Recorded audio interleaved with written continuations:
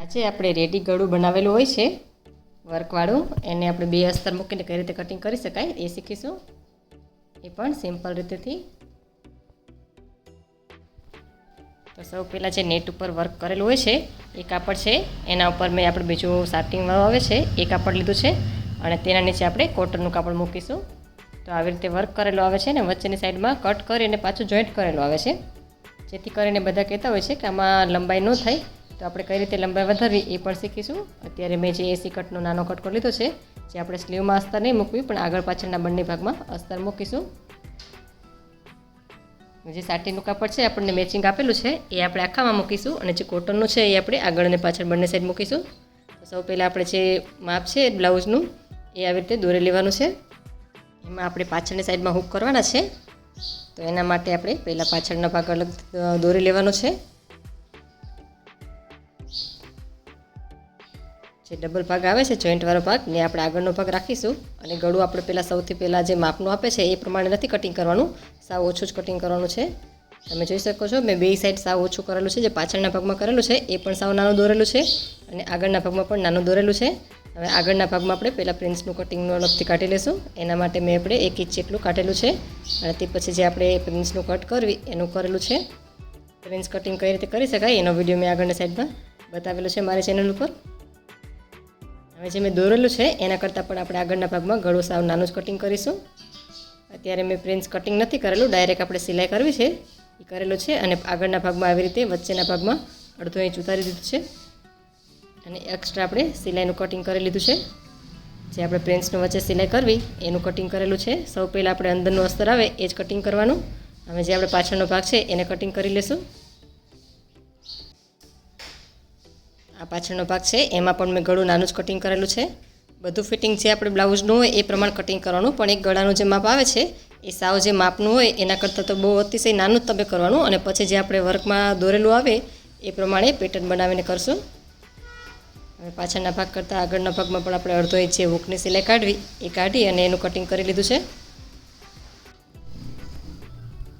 હવે બંને side cutting થઈ ગઈ છે. આગળનો ભાગ આપણે ડબલ પેક જ રાખવાનો છે કેમ કે પાછળની સાઈડમાં આપણે હૂક કરવાનો છે એટલા માટે.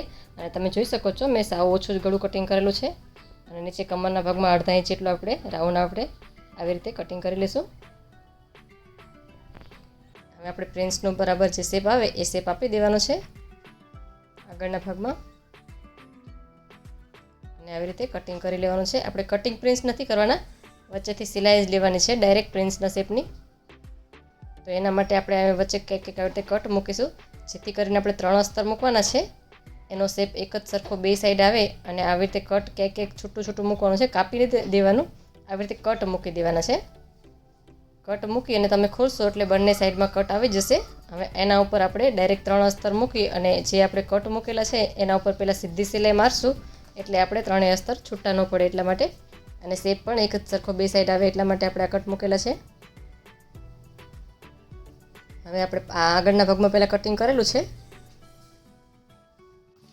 અને હવે પાછળની સાઈડમાં આપણે બીજો ભાગ પાછળનો લઈશું. જે કટ કરેલો હોય પાછળ હૂક આવે એટલે પાછળની સાઈડમાં કટ આવે. જે વચ્ચેની સાઈડમાં સિલાઈ કરેલી છે નેટમાં એ સિલાઈ પહેલાં ખોલી લેવાની છે. રેડી ગળા બનાવેલામાં આવી જ રીતે આવે છે, વચ્ચે સિલાઈ કરેલી આવે છે, 2 કટકા જોઈન્ટ કરેલા હોય છે. તો એ પહેલાં આપણે કાઢી લેવાના છે. એ સિલાઈ આપણે ખોલી લેવાની પહેલાં ખોલી અને 2 અલગથી કરી દેવાના.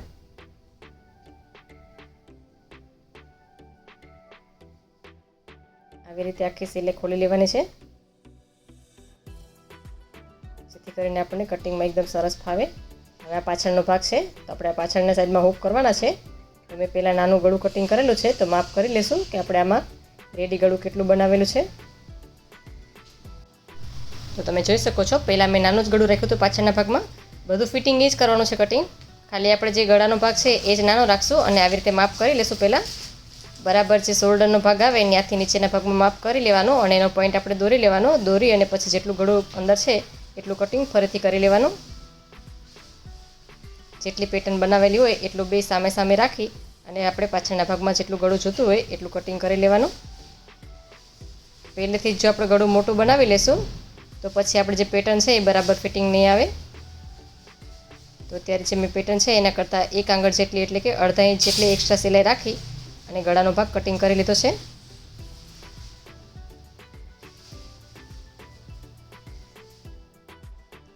પછી આપણે જ્યારે સિલાઈ કરશું એટલે આવી રીતે સાઈડમાં લઈ લેશું અને બરાબર નીચેના ભાગમાં જે ઓછું કપડું છે એટલું આપણે ઉપરથી કટિંગ કરી અને નીચે સમોસા પટ્ટી મૂકી દેવાની અને ઉપરનો જે પ્લેન ભાગ છે એ આપણે નીચે જોઈન્ટ કરી લઈશું અને પેટર્ન બનાવી લઈશું.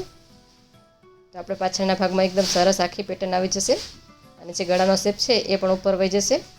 તમે જોઈ શકો છો ગળાનું પેટર્ન વચ્ચે છે અને ઉપરનો ભાગ ખાલી છે. તો એ ઉપરનો ભાગ આપણે પહેલાં કટિંગ કરી લેવાનો છે. ઘણી વખત બધા ડાયરેક્ટ આવી રીતે મૂકીને જ કટિંગ કરી લેતા હોય છે, પણ એનું ફિટિંગ બરાબર એનું ફિનિશિંગ નથી આવતું. વચ્ચેની સાઈડમાં ગળું છે આમ સિમ્પલ લાગે છે. તો આવી રીતે કટિંગ કરવાથી એકદમ સરસ પેટર્ન બની જશે. હવે નીચેની સાઈડમાં હું જ્યારે કટિંગ કરી અને સિલાઈ કરીશ ત્યારે સમોસા પટ્ટી મૂકી અને નીચે કટકો વધેલો છે એને જોઈન્ટ કરી દઈશ.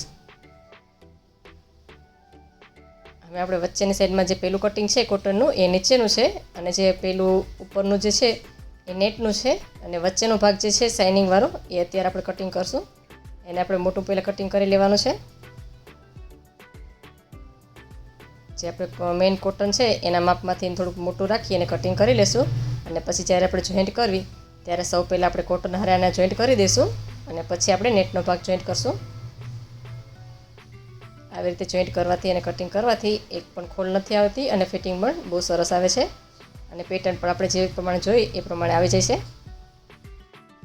તો આવી રીતે કટિંગ કરી લેવાનું છે. તો ત્રણેય ભાગ કટિંગ થઈ ગયા છે, તમે જોઈ શકો છો.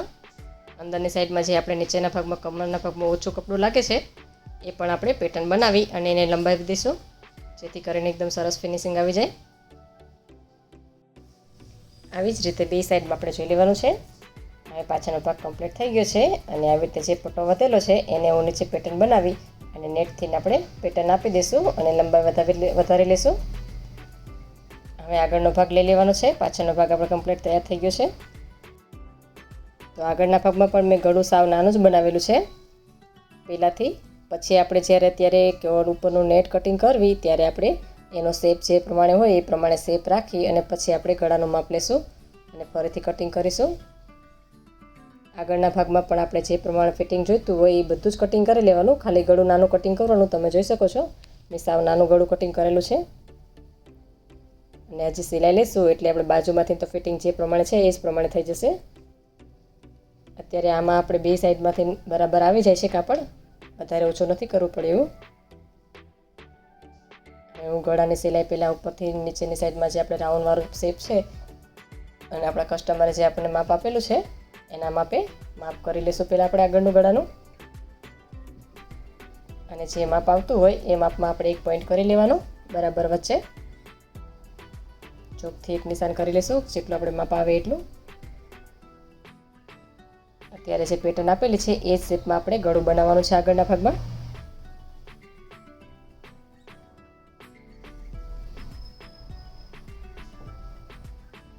તમે જોઈ શકો છો, ફરીથી બતાવું છું તમને કે આવી રીતે કટિંગનું આપણે ગળાનું આગળનું માપ આવે એનું આવી રીતે લઈ લેવાનું. પહેલાં જે ફિટિંગ આવે એ ફિટિંગનું એક્સ્ટ્રા આપણે સિલાઈનું કાઢી અને એક પોઈન્ટ કરી દેવાનું અને એ પોઈન્ટમાં ખૂબ ઘાટો એકદમ નિશાન કરી લેવાનું. અને અત્યારે આપણે કટિંગ નહીં કરવી, જ્યારે આપણે સિલાઈ કરશું ત્યારે જે પોઈન્ટ આવે છે એ પ્રમાણે આપણે જે ગળાની પેટર્ન દોરેલી છે એની બરાબર એક્ઝેક્ટ બાજુમાં સિલાઈ લઈ અને પલટાવી દઈશું. જે પોઈન્ટ કરેલો છે એ આપણે ગળાનું માપ છે. ત્યારે આપણે એક્સ્ટ્રા કાપડ કટિંગ કરી લઈશું. પાછળના ભાગમાં આપણે ગળું કટિંગ કરી લીધું છે, પણ આગળના ભાગમાં અત્યારે આપણે કટિંગ નહીં કરવી, ખાલી પોઈન્ટ જ કરીશું. પછી જ્યારે આપણે સિલાઈ કરવી એ હું આગળના વિડીયોમાં બતાવીશ કે આવી રીતે સિલાઈ કરી અને જે પોઈન્ટ છે એને બરાબર શેપ આપી દેવાનો. જે આપણે પાંદાકાનું ગળું છે એ બની જશે. હવે જે આપણે વચ્ચેનું અસ્તર મૂકવાનું છે, સાટીન છે એ લઈ લઈશું પહેલાં. એના ઉપર પાછું ફરીથી આપણે કોટનનું કાપડ રાખીશું જે કટિંગ કરેલું છે એનું. એમાં પણ આપણે સીધું મોટું જ રાખીને કટિંગ કરીશું.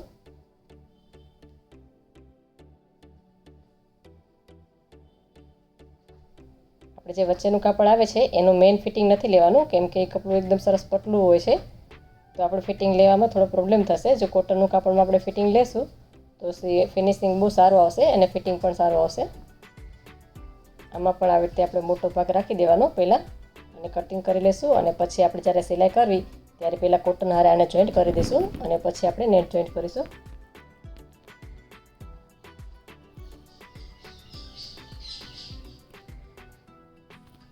તો આગળનો ભાગ પણ આપણે કટિંગ કરીને તૈયાર કરી લીધો છે. અત્યારે આ વિડીયોમાં હું ખાલી કટિંગ જ બતાવું છું. આગળનો આ જ બ્લાઉઝનો વિડીયો હું સ્ટિચિંગનો પણ બતાવીશ. આમાં બે બતાવું તો તમને એકદમ બહુ લાંબો વિડીયો પડે, વધારે લાંબો થઈ જાય, એટલા માટે હું અત્યારે ખાલી આનું કટિંગ જ બતાવું છું. અને પછી જે આગળનો વિડીયો બનાવું એનો સ્ટિચિંગનો બનાવીશ. કઈ રીતે આપણે આસાની રીતેથી એક પણ ફિનિશિંગ એકદમ સરસ આવે એ પ્રમાણે આપણે કેવી રીતે સ્ટિચિંગ પણ કરી શકીએ. જે સાવ સહેલી રીત હશે એ જ પ્રમાણે હું તમને બતાવીશ. હવે આપણે સ્લીવમાં આપણે આ એક જ અસ્તર મૂકવાનું છે, એમાં કોટનનું અસ્તર નથી મૂકવાનું. તો સ્લીવ પણ આપણે જે માપની છે, બ્લાઉઝ હારે આપણે કસ્ટમરે બ્લાઉઝ આપેલું હોય એ માપમાં આપણે આવી રીતે સ્લીવ કટિંગ કરી લેવાની. સ્લીવનું કટિંગ કરવાનો, પછી પ્રિન્સ કટિંગ કરવાનો, ટક્સ કટિંગ કરવાનો, એ બધો જ વિડીયો મેં આગળ બનાવેલો છે. જે માપનું બ્લાઉઝ હોય એ માપમાં આવી રીતે આપણે શેપ આપી દેવાનું અને આપી અને સ્લીવનું કટિંગ કરી લેવાનું. હવે વચ્ચેથી આપણે અલગ સ્લીવનો ભાગ કટિંગ કરી લઈશું. બરાબર પોઈન્ટ તો બધા જે સ્લીવ કટિંગ કરવી એમાં પોઈન્ટનો ભાગ તો કટિંગ કરવાનો જ તે, જેથી કરીને બરાબર વચ્ચે સેન્ટરના ભાગમાં આપણે સ્લીવ આવે એટલા માટે.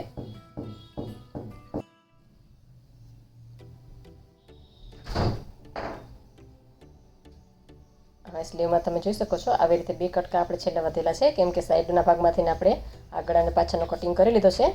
તો આવી રીતે બે સાઈડના કટકા વધેલા છે, એને બરાબર વચ્ચે સેન્ટરના માપમાં પેટર્ન આવે જે વર્ક કરેલું છે એ બરાબર વચ્ચે જ આવવું જોઈએ, એવી રીતે કટિંગ કરી લેવાનું.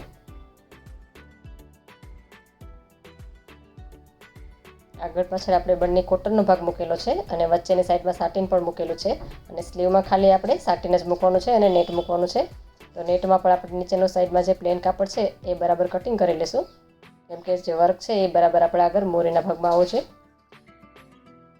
એક્સ્ટ્રા કાપડ ઉપરથી લઈ લઈશું, પછી જ્યારે સ્ટિચિંગ કરવી ત્યારે સાઈડમાં કાપડ ચડાવી દઈશું બીજું.